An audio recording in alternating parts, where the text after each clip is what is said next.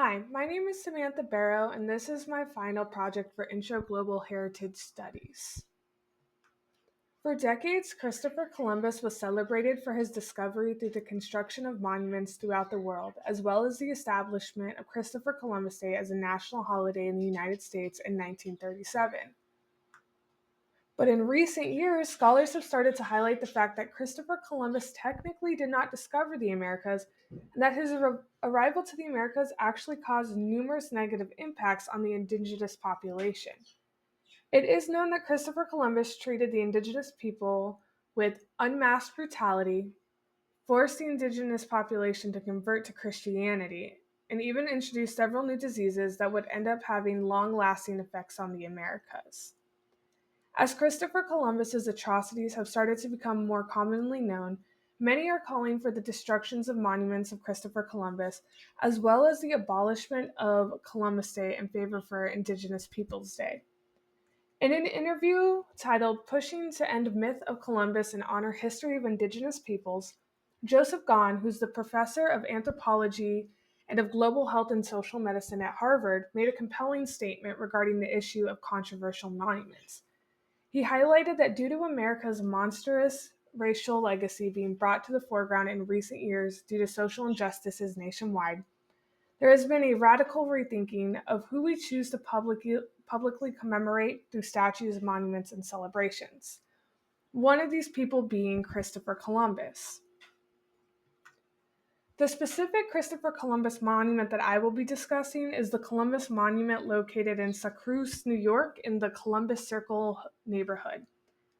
This monument has gained a fair amount of attention in recent years due to the ongoing battle of what should be done to this monument.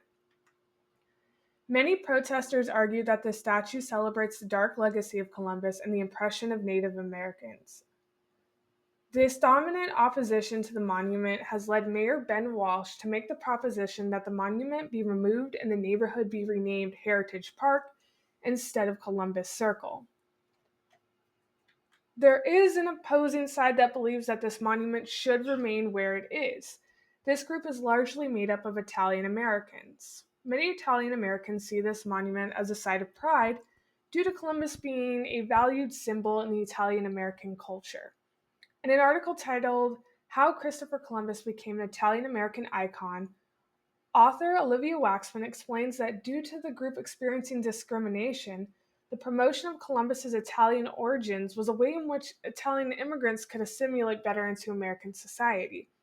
That is why many Italian Americans believe that monuments, such as this one of Christopher Columbus, should not be removed from the public and instead be maintained. After reviewing each side's argument on what should happen to the Columbus Monument in Syracuse, I believe that the monument should be removed from its current location, but moved to another location where the public could still visit it.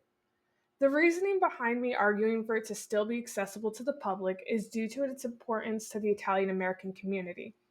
When deciding on what to do with the monument, it was hard to favor one community over the other while trying to respect each community's wishes. At the moment, the city is still planning on to remove the monument after winning in the appeals court, after being told in 2022 that they were unable to remove it. But as of now, they have jurisdiction to remove. They are planning to relocate it, but the relocation spot is unknown at the moment. Thank you for listening to my project.